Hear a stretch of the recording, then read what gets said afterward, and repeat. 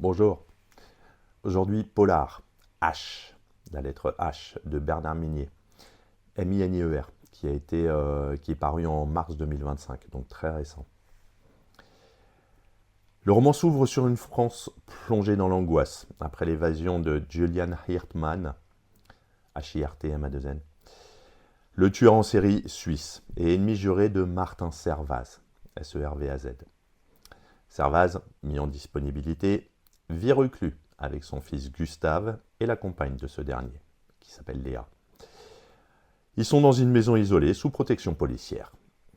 L'intrigue débute véritablement lorsque Servaz reçoit une lettre d'Emmanuel Sax, un écrivain spécialisé dans le true crime, crime, toujours mon accent anglais, qui prétend détenir des informations cruciales sur Hirtman. Sax collabore avec une communauté de web sluts, c'est des enquêteurs amateurs en ligne, qui traquent les criminels en utilisant les ressources du web. Parallèlement, un journaliste spécialisé dans les faits divers est retrouvé pendu chez lui, avec une maison de poupée rappelant celle fabriquée par Hirtman en prison.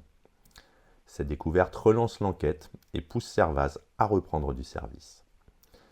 L'affaire prend une tournure médiatique lorsque Damien Dix, Dix ou 10, je ne sais pas comment on dit, animateur vedette d'un talk show, annonce son intention d'interviewer Hirtman, alimentant la fascination morbide du public pour les tueurs en série.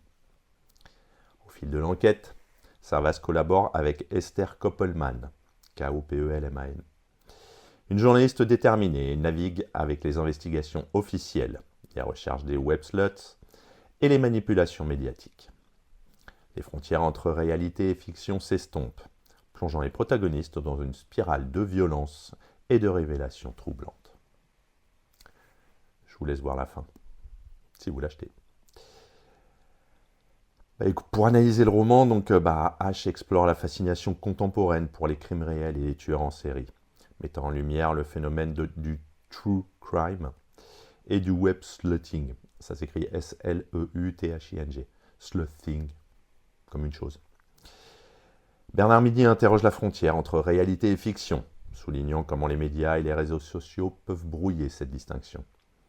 Le roman critique également la quête de célébrité à tout prix, incarnée par le personnage de Damien Dix, prêt à tout pour obtenir une interview exclusive avec Hirtman.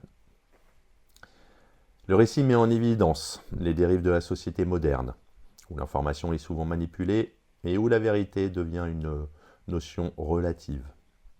Minier dépeint une société obsédée par le sensationnel, où les crimes deviennent des spectacles médiatiques et où la justice est parfois reléguée au second plan. On a donc 5 personnages principaux. Donc Martin Servaz, qui est le policier expérimenté, Julian Hirtman, le tueur en série, Emmanuel Sax, qui est donc l'écrivain du true crime, qui incarne la frontière floue entre réalité et fiction. Esther Koppelman, donc journaliste tenace, elle représente la recherche de la vérité face aux manipulations médiatiques.